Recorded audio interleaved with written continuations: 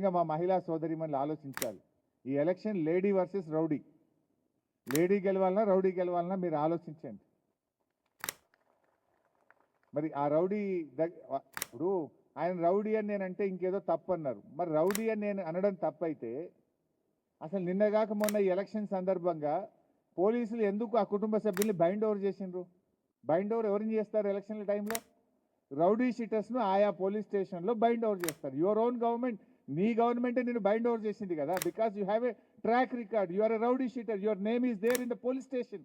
That's why police have call you and they made you bind over. మరి అని bind over చేసిన rowdy అనకపోతే ఏమంటాం? మీరు ఆలోచించండి. Lady versus rowdy, who has to win?